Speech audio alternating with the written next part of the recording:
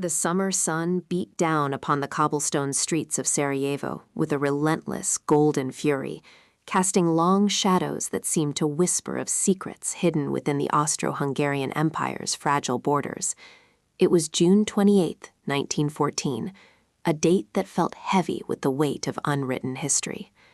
Julian Thorne, a young aide to the British consulate, stood amongst the throngs of people lining the Apple Quay, his collar damp with perspiration.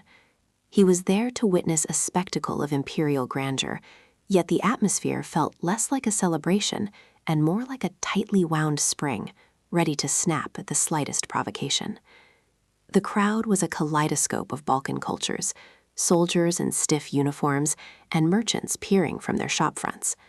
Julian adjusted his spectacles, his eyes scanning the route. Rumors of subterranean unrest had been circulating through the diplomatic circles for weeks, yet the Archduke Franz Ferdinand, heir to the Habsburg throne, had chosen to proceed with his visit in an open-top motorcade.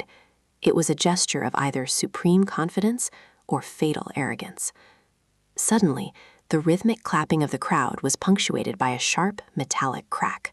For a heartbeat, Julian thought it was a backfire from one of the automobiles, but the subsequent screams shattered that illusion. The motorcade jolted. Chaos erupted like a sudden storm. Through the swirling dust and the panicked surge of the crowd, Julian saw a young man, Gavrilo Princip, stepping forward with a resolve that looked terrifyingly ancient. The air grew thick with the acrid scent of gunpowder and the sudden, chilling silence of a world coming to a standstill. 2 shots rang out. They were not particularly loud, yet they echoed with a resonance that seemed to vibrate through the very foundations of Europe. Julian watched in frozen horror as the Archduke slumped in his seat, his wife, Sophie, falling beside him. The vibrant colors of the day seemed to bleed into a dull, monochromatic gray. In that singular, violent moment, the fragile peace that had held the great powers in a delicate dance of diplomacy for decades was incinerated. Julian pushed through the frantic masses, his heart hammering against his ribs like a trapped bird. He reached the edge of the quay just as the authorities swarmed the assassin. The boy looked remarkably ordinary, yet he held the smoking embers of a global conflagration in his hands. Julian looked toward the horizon, past the minarets and the red-tiled roofs of the city, toward the great capitals of London, Paris, Berlin, and St. Petersburg. He could almost hear the grinding of the great gears of war beginning to turn, a massive industrial machinery of mobilization that no treaty or telegram could now halt. As the sun began its slow descent, painting the sky in bruises of purple and crimson, Julian realized that the world he knew had vanished. The 19th century had finally bloodily ended in this dusty Bosnian street.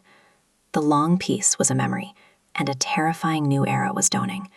He retreated toward the consulate, the shadows stretching longer and darker than before, knowing that the telegrams he would help draft tonight would be the first sentences in a story of unprecedented slaughter. The fuse had been lit, and the continent was a powder keg waiting for the inevitable explosion. Julian felt a chill that had nothing to do with the evening breeze. Inside the halls of the consulate, the clicking of the telegraph machine sounded like a death knell. It was a rhythmic, relentless beat that signaled the end of diplomacy across the world. It was a rhythmic, relentless beat that signaled the end of diplomacy across the world, vibrating through the cold floorboards of the British consulate in Belgrade. Julian adjusted his spectacles, his fingers stained with dark ink, as he transcribed the frantic exchanges between London, Paris, and St. Petersburg. Every dot and dash felt like a heavy nail being driven into the coffin of the old world. Each click of the machine was a death sentence for a generation of men he would never meet, yet whose ghosts already seemed to haunt the dim, smoke-filled corners of the room. The air was thick with the smell of stale tobacco and ozone, the scent of a civilization on the brink of collapse. Outside, the city of Belgrade was eerily quiet, a stark contrast to the storm brewing within these stone walls. He looked down at the newest paper before him. The Tsar had ordered a partial mobilization to support Serbia against the Austro-Hungarian Empire. The Kaiser's telegrams, once desperate for peace, were now sharpening into cold threats. Julian realized that the complex web of alliances, once thought to be a safeguard, was now a noose tightening around Europe's neck. He handed a decrypted message to Sir Edward, the senior consul, whose face looked like a mask of cracked parchment under the yellow gaslight. Edward didn't speak. He simply nodded once, his eyes hollow with the realization that all their frantic efforts had been in vain. Suddenly, a distant boom rolled through the city. It wasn't thunder. The Austro-Hungarian heavy artillery, positioned across the Danube, had begun its opening barrage. The glass in the tall windows rattled, a fragile protest against the violence. Julian stood up, his wooden chair scraping harshly against the floor. He rushed to the window and pulled back the heavy velvet curtains. In the distance, flashes of orange and crimson illuminated the night sky, reflecting off the dark, churning waters of the river. The first shell struck a railway embankment, sending a geyser of earth and fire into the air. The bombardment had begun. It wasn't just a threat anymore. It was physical, visceral, and terrifyingly real. People were spilling out into the streets, shadows illuminated by the small fires starting near the docks. Julian felt a sudden, urgent need to see the faces of the people he was supposedly protecting with his paperwork. He grabbed his coat, ignoring Edward's calls to stay and file the remaining dispatches. He needed to witness the transition from peace to chaos. Stepping out into the night, the air was no longer cool. It was charged with the heat of explosions and the acrid smell of burning timber. Horses whinnied in panic, their hoofs clattering wildly against the cobblestones as their riders struggled to maintain order. He ran toward the central square, where soldiers were already marshaling the local defense. Women were clutching children, their faces pale with a terror that no treaty could soothe. Julian realized he was no longer just a clerk recording history. He was a participant in a tragedy that would span continents. He saw a young Serbian soldier, no older than 18, struggling with a jammed rifle. Julian's instincts kicked in, and he reached out to help, his hands trembling as he realized he was touching the very tools of the slaughter he had just been typing about. The reality of the Great War had arrived, not with a whimper, but with a roar that shook the foundations of the earth.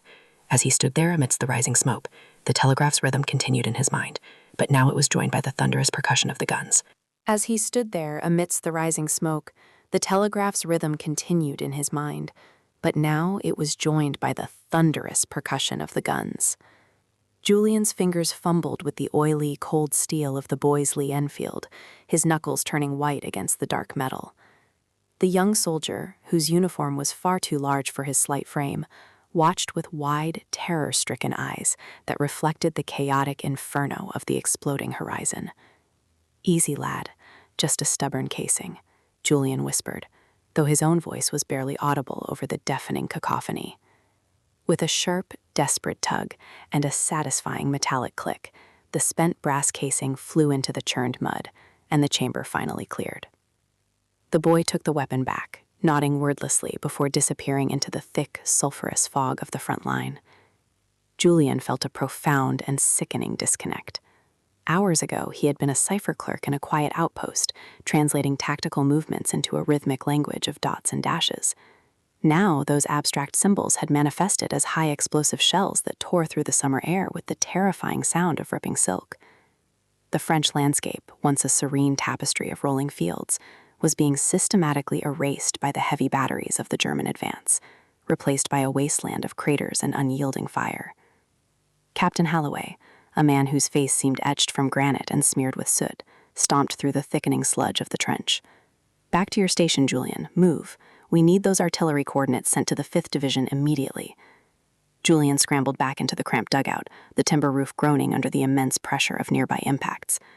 Dirt rained down in thuds onto his makeshift desk, dusting the brass keys of his telegraph machine. He began to type, but the messages vibrating through the wire were no longer routine. They were frantic, jagged pleas for reinforcements, ammunition, and more medical stretchers. The Great War was proving to be a hungry, insatiable beast. Julian's hands, once prized for their mechanical precision, now felt heavy and unnaturally clumsy. Every word he transmitted felt like either a cold death sentence or a fragile lifeline, an unbearable burden for a man who had always preferred the abstract safety of language over the visceral reality of violence. He received a sudden flash message. The enemy had breached the secondary line near the canal at Mons. The British Expeditionary Force was being relentlessly pushed back, and the order for withdrawal was being debated in the high command. The air in the dugout grew stifling, thick with the smell of damp earth, sweat, and ozone. Outside, the shrill whistle of a commanding officer signaled a desperate countercharge. Julian stole a glance through the reinforced window, catching a fleeting glimpse of men climbing ladders into a wall of gray, choking mist. It was a macabre dance of shadows against a backdrop of flickering orange flashes. He realized with a jolt that the technology he operated, the very wires meant to connect the civilized world, was now being used to coordinate a level of industrialized destruction humanity had never before witnessed. The rhythm of the telegraph clicked persistently against the backdrop of the heavy guns. dit, a priority message for a tactical retreat. Julian hesitated, his heart hammering violently against his ribs. To send this was to acknowledge the collapse of the line. To withhold it was to invite a total massacre. He pressed the key down firmly, the electrical pulse traveling through miles of copper to decide the fate of thousands. The thunder grew louder, a relentless tide of iron and fire that threatened to drown them all. The thunder grew louder, a relentless tide of iron and fire that threatened to drown them all. Julian didn't wait for the return signal. He knew the wires wouldn't survive the next 5 minutes. He threw his headset onto the small wooden table, the brass keys still warm from his frantic tapping. Above him, the heavy timber ceiling groaned under the weight of the earth, shedding fine dust into his eyes and mouth. The world was shaking, not with the rhythm of nature, but with the calculated cruelty of man-made destruction. He grabbed his leather satchel, stuffing the encrypted codebooks inside with trembling hands. Every second spent in this underground tomb was a gamble against an incoming heavy shell. As he scrambled toward the dugout's narrow exit, a massive blast nearby threw him violently off his feet. The air was sucked out of the small room, replaced by a vacuum of heat and the metallic tang of cordite. Julian gasped, his lungs burning. He crawled toward the ladder, his fingers digging into the wet, cold clay of the walls. When he emerged into the open trench, the scene was one of absolute, unmitigated carnage. Flares hissed in the sky, casting a sickly green pallor over the jagged remains of what had once been a thriving forest. Men were already moving, stumbling back through the knee-deep sludge of the communication lines. Lieutenant Holloway was there, his face smeared with grease, screaming orders that were mostly lost to the deafening cacophony of the barrage. Out! Everyone out! To the secondary line now! Julian saw the panic in the men's eyes, a raw, primal fear that stripped away years of military discipline. He felt it too, a cold, heavy knot in his stomach that threatened to paralyze his limbs. He collided with Elias, a young farm boy from Devon, who had become his closest friend in this desolate wasteland. Elias's face was a pale mask of soot and blood, his eyes wide and vacant as he stared at the exploding horizon. "Julian? Is it over?" the boy whimpered, clutching his rifle as if it were a wooden toy rather than a weapon. Julian grabbed him by the shoulder, shaking him roughly to snap him back to reality. "The message is sent, Elias. We're pulling back. Move your feet, or we are dead men." They scrambled together through the communication trench, a narrow, twisting vein of survival amidst the surrounding death. Behind them, the first line of defense was being systematically obliterated by the German guns. The shells were walking their way toward the retreat path, a methodical curtain of fire designed to trap them. Shrapnel whistled through the air like invisible scythes, humming a deadly tune. He saw a man 10 yards ahead simply vanish in a cloud of crimson mist and dirt. He didn't stop. He couldn't. The logic of the battlefield had reduced his entire world to the next 6 feet of mud. The retreat was not a clean maneuver. It was a desperate, panicked scramble for life. As they finally reached the edge of the support trench, a new sound cut through the thunder, the rhythmic, mechanical chugging of a Maxim machine gun. The enemy was closer than the command had anticipated. Julian looked back one last time at the smoldering ruins of his signal post, knowing the ink on his message had barely dried before the blood began to flow in earnest. They were running out of ground, and the long night was only beginning. The long night was only beginning, and the darkness felt heavier than the mud clinging to Julian's boots as he tumbled into the shallow depth of the support trench. Beside him, Miller collapsed, gasping for air that was more acrid smoke than oxygen. The Maxim gun continued its lethal cadence, the rhythmic muzzle flashes illuminating the swirling fog like strobe lights in a nightmare. Julian could see the silhouettes of German stormtroopers moving through the shell-pocked wasteland, their coal scuttle helmets unmistakable against the flickering horizon. Sergeant Thorne was already there, his face a mask of grime as he screamed orders over the deafening din. This support trench wasn't the fortress they had been promised. It was a narrow ditch filled with terrified men clutching Lee Enfield rifles with white-knuckled grips. Thorne grabbed Julian by the collar, dragging him upright and shaking him. "The signal, Julian. Did it get through to the battery?" Julian nodded wordlessly, his throat too raw to form speech. He had sent the coordinates for a counter-barrage, but the silence from the guns in the rear was absolute. If the artillery didn't wake up soon, this fragile line would fold under the German advance. A flare hissed upward, bathing the landscape in a sickly green light. It revealed the sheer scale of the assault. They weren't just facing a minor raiding party, it was a full-scale breakthrough attempt. Bullets chewed into the wooden parapets, sending jagged splinters flying like shrapnel. Julian crawled toward a discarded Lewis gun, its operator slumped nearby in a permanent sleep. He hadn't been trained for combat. He was a signaler, but the distinction between roles had vanished in the blood-soaked mud of the Somme. The air smelled of cordite, wet earth, and the sharp tang of iron.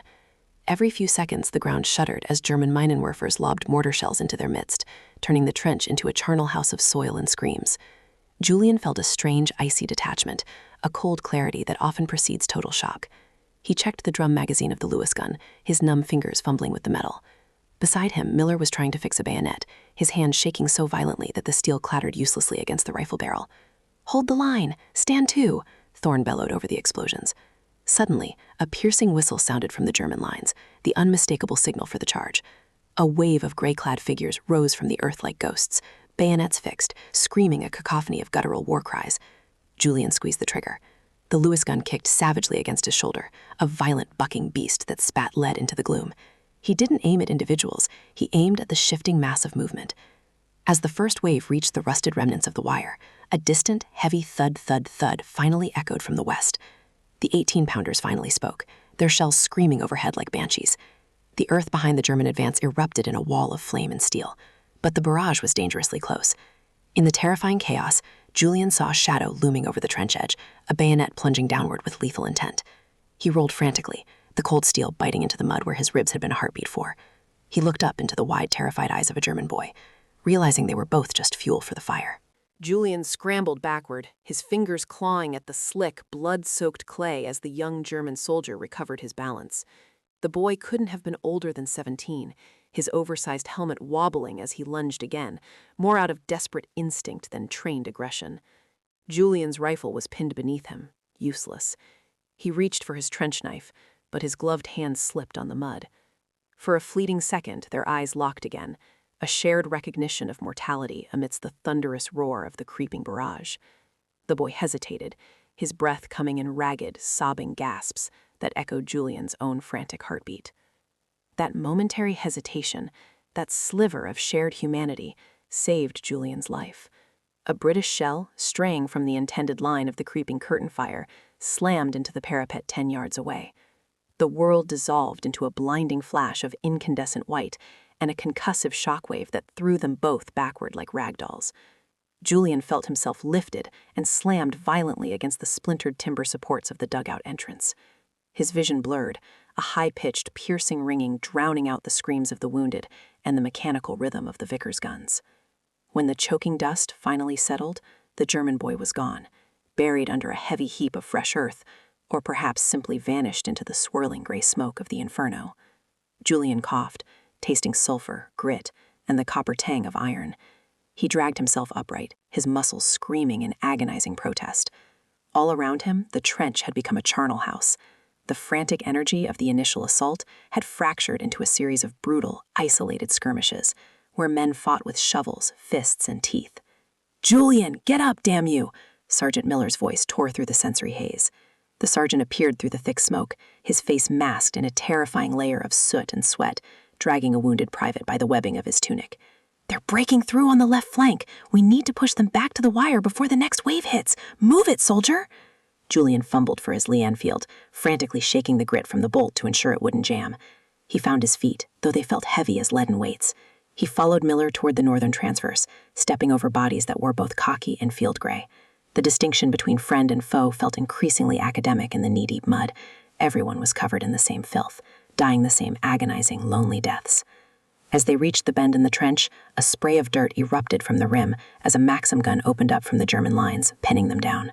The barrage had shifted further back now, hammering the enemy's secondary support lines, but it left the no-man's land a churned-up graveyard where any movement invited a sniper's bullet. "We can't stay here," Miller hissed, leaning close to Julian's ear to be heard over the unrelenting cacophony of the front. "The brass wants us to hold this sector at all costs, but the trench wall is collapsing. If we don't clear that machine gun nest, we're trapped in a muddy coffin." Julian looked at the jagged horizon, where the pale sun struggled to pierce the thick, suffocating veil of cordite. He thought of the boy's eyes, the raw terror that mirrored his own soul. He realized then that the Great War wasn't a clash of empires or noble ideals anymore. It was a hungry, mindless machine that demanded a constant sacrifice of the world's youth. He tightened his grip on his rifle, his knuckles bone white. Julian tightened his grip on his rifle, his knuckles bone white. The metal was cold, slick with oily residue. Behind him, Sergeant Miller leaned against the crumbling wall of the trench, his breath coming in ragged, shallow gasps. The man's face was a mask of gray soot and dried blood, his eyes fixed on the sliver of no man's land that separated them from the German line. "If we don't move now, Julian," Miller whispered, the words rasping in his throat, "the sun will give them all the light they need to pick us off like crows on a fence." Julian nodded, though his heart hammered against his ribs like a trapped bird. He looked at Silas, the boy whose terror had become a mirror of his own. Silas was clutching a canvas bag of Mills bombs, his small frame shaking so violently that the grenades clinked softly together. It was a sound of fragile mortality against the industrial roar of the Great War. He reached out, squeezing the boy's shoulder. It wasn't an act of courage, but one of shared despair. "On 3, Miller signaled, raising a muddy whistle to his cracked lips. The sound that followed was a piercing shriek that shattered the brief silence of the morning. Julian surged upward, his boots churning through the thick, sucking mire. The world suddenly expanded into a terrifying vista of jagged craters and tangled coils of rusted concertina wire. The air was thick with the scent of ozone and the iron tang of blood. He ran, not toward glory, but away from the trench. To his left, the earth erupted in geysers of dirt as the German machine gun found its rhythm. The tack, tack, tack was hypnotic, a metronome of death that dictated the pace of their survival. He dove into a shell hole, the stagnant water at the bottom splashing against his face. It tasted of sulfur and rot. Silas tumbled in a second later, gasping for air, his eyes wide and unfocused. Above them, the leaden sky seemed to press down, heavy with the weight of 1,000,000 spent casings. They were halfway there, huddled in a wound in the earth, while the machine gun nest spat fire from the ruins of a stone cottage 50 yards ahead. The gunner was skilled, weaving a curtain of lead that made any further movement feel like suicide. "We have to crawl," Julian shouted over the din, grabbing Silas by the webbing of his tunic. "Stay low. Keep your head in the muck if you have to." They began the grueling transit, dragging their bodies through the freezing sludge. He could hear the whistle of bullets passing inches above his helmet, a sound like the snapping of dry twigs. He focused on a single charred stump ahead, making it his entire world. If he reached the stump, he was alive. If he reached the next crater, he had outsmarted the machine for one more minute. The mindless hunger of the war was all around them, eating the landscape and the men alike. Julian reached into his pouch, his fingers trembling as he felt the cold, serrated surface of a grenade. The nest was close now. He could see the flashes of the muzzle through the rising mist. Silas looked at him, a silent question in his eyes, a plea for an end to the noise, and Julian knew the boy was waiting for him to lead the way into the mouth of the beast. He took a breath. He took a breath, the air tasting of cordite and wet earth as he pulled the pin. He didn't think of the morality of the act. He thought only of the rhythmic chug of the Maxim that had pinned them in the mud for hours. With a grunt of desperate exertion, he lobbed the iron egg through the swirling gray vapor. Beside him, Silas cowered, hands pressed against his helmet, his young face a mask of absolute terror. The explosion was a dull thud that felt more like a punch to the chest than a sound. Dirt and splintered timber rained down.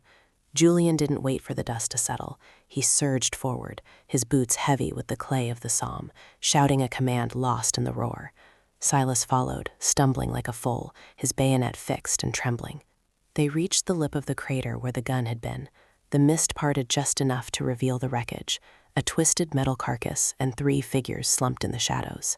One gunner was still moving, reaching for a Luger, but Julian was faster. The butt of his Lee Enfield descended with a sickening crack, a sound that would haunt his dreams long after the guns fell silent. "Is it over?" Silas wheezed, his voice cracking. He stood on the edge of the pit, looking down at the carnage with wide, unblinking eyes.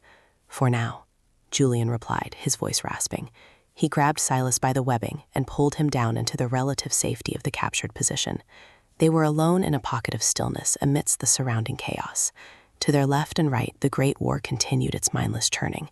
But here, in this small, blood-stained hole, there was a momentary vacuum of violence. Julian checked his watch. The glass was cracked, but the hands still moved, ticking away the seconds of a life he no longer recognized. They were supposed to wait for the second wave, for the whistles that signaled the next push toward the ridge. But the fog was thickening, and the screams of the wounded were becoming the only map they had. Silas sat in the mud, his hands shaking so violently he had to tuck them under his armpits. "I saw his face, Julian, the one with the pistol. He looked like my brother." Julian leaned back against the cold trench wall, closing his eyes. He didn't want to talk about faces. In this war, faces were liabilities. To acknowledge the humanity of the enemy was to invite the madness in. "Don't look at them, Silas. Just look at me. We stay here until the fog lifts or the sergeant finds us." But the sergeant wouldn't find them. Farther down the line, a fresh volley of shells began to scream overhead, the creeping barrage that signaled the next phase of the offensive. The ground began to dance, the vibrations rattling Julian's teeth. He knew they couldn't stay. The nest they had captured was now a target for their own artillery. Julian grabbed Silas by the shoulder. "If we stay, our own guns will bury us." Silas looked up, his eyes glassy. The boy was slipping into a trance of shock. Julian shook him, harder this time. "Silas, move or die." The boy blinked, the light of survival flickering back. Together they climbed out of the pit, stepping over the ruins of the machine gun, and vanished back into the white, screaming heart of no man's land. The white, screaming heart of no man's land was a void of ash and fire that threatened to consume Julian and Silas as they scrambled for cover. Behind them, the first shells from their own heavy batteries began to scream down, turning the hard-won German pillbox into a volcano of pulverized concrete and iron. Julian felt the shockwaves in his teeth, a rhythmic pounding that threatened to shake the very soul from his body. Beside him, Silas moved like a puppet with frayed strings, his boots sliding through the churned, frozen muck that had once been a fertile French wheat field. The world was a canvas of gray smoke and sudden, blinding flashes of orange light. There were no landmarks left, only the jagged skeletons of trees that looked like charred fingers reaching for a god that had long ago abandoned this patch of earth. "Keep low," Julian bellowed over the roar, though he could barely hear his own voice. He kept his hand clamped onto Silas's webbing, dragging the younger man forward through a tangled labyrinth of rusted barbed wire and rotting sandbags. Suddenly, a greenish-yellow mist began to uncoil through the shell holes, creeping across the ground like a predatory animal. "Gas!" Julian choked out, the word a frantic rasp. He fumbled for his haversack, pulling out the canvas HUD. He shoved Silas into the shallow lee of a collapsed timber frame, forcing the boy's mask over his face before fumbling with his own. Through the circular glass eyepieces, the world became a distorted, emerald nightmare. Every breath was a struggle, the air tasting of vulcanized rubber and stale sweat, but it was better than the searing agony of the chlorine. They lay there for what felt like an eternity, huddled in the freezing mud while the earth danced under the weight of the relentless bombardment. Julian watched the way Silas's chest heaved, the boy's eyes wide and terrified behind the glass lenses. He realized then that they weren't just soldiers anymore. They were ghosts wandering through a mechanical purgatory of their own making. The grand ideals of glory, medals, and empire had evaporated, replaced by the simple, primal urge to see the sun rise one more time. When the shelling finally shifted its focus deeper into the German lines, Julian signaled for Silas to rise. They crawled through a graveyard of rusted equipment and discarded helmets, the silence that followed the barrage feeling even louder than the explosions. As they neared a jagged line of earth they recognized as their own secondary trench, a flare hissed into the night sky, bathing the wasteland in a sickly artificial brilliance. "Don't shoot," Julian screamed toward the parapet, his voice muffled by the mask. "Friendly, 2nd Battalion, we're coming in." A pair of mud-caked hands reached out from the gloom, dragging them over the top with desperate strength. They tumbled into the slush of the trench floor, gasping as they ripped their masks away. The air was thick with the smell of wet wool, tobacco, and unwashed bodies, but to Julian it was the sweetest perfume he had ever known. They had survived the crossing, yet as he looked at Silas, who was shivering uncontrollably against the wooden duckboards, Julian knew the war had taken something from them that no victory could ever restore. The final push was scheduled for dawn, and as the sergeant approached with fresh orders, the weight of their survival felt heavier than the leaden pack on Julian's back. They were home, yet miles away, waiting for the end of all things.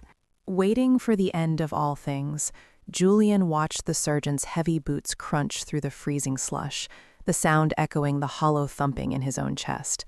The man stopped, his face a roadmap of scars and weariness, lit only by the dying ember of a smuggled cigarette. 5 o'clock, boys, the sergeant whispered, his voice raspy from the lingering effects of mustard gas. "The final push. There are rumors of a ceasefire. Talk of diplomats in a railway carriage near Compiègne, but until the official word comes down the wire, we take that ridge. Check your kids. Julian looked at Silas, who was still huddled against the wooden duckboards, his frame racking with those rhythmic, silent tremors. The war had hollowed Silas out, leaving behind a shell of the boy who had enlisted with such fiery bravado in London 3 years prior. Julian reached out, placing a steadying hand on Silas's shoulder, feeling the damp wool of the greatcoat. "Just 1 more hour, Silas," he murmured, though the words felt like lead in his mouth. 1 more hour, and we might actually see the sun without the smoke. The air was thick with the pungent scent of cordite, rotting timber, and the metallic tang of blood. Julian checked his Lee Enfield, the cold steel biting into his numb fingers. Every muscle in his body screamed for a rest that didn't involve the constant threat of a collapsing trench. He reached into his tunic pocket, touching the frayed corner of a letter from home. It was his anchor, the only thing keeping him from drifting into the same abyss that had claimed Silas's spirit. At exactly 5 o'clock, the officer's whistle shrieked.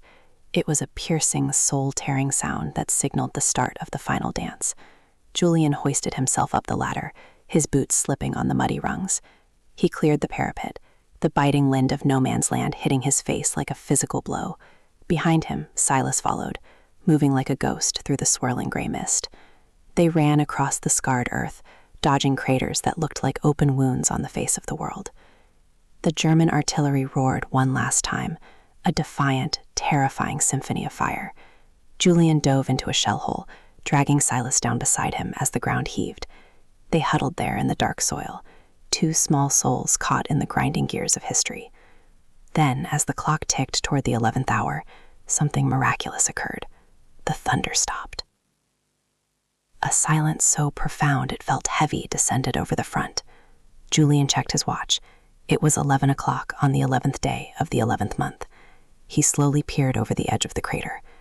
The smoke was drifting away, revealing a sky of brilliant, mocking blue.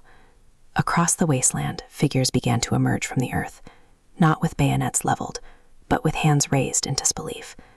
Silas finally stopped shivering. He looked at Julian, a single tear carving a path through the soot on his gaunt cheek. "Is it truly over, Julian?" Silas asked, his voice a fragile thread. "It's over," Julian replied, his voice thick with emotion.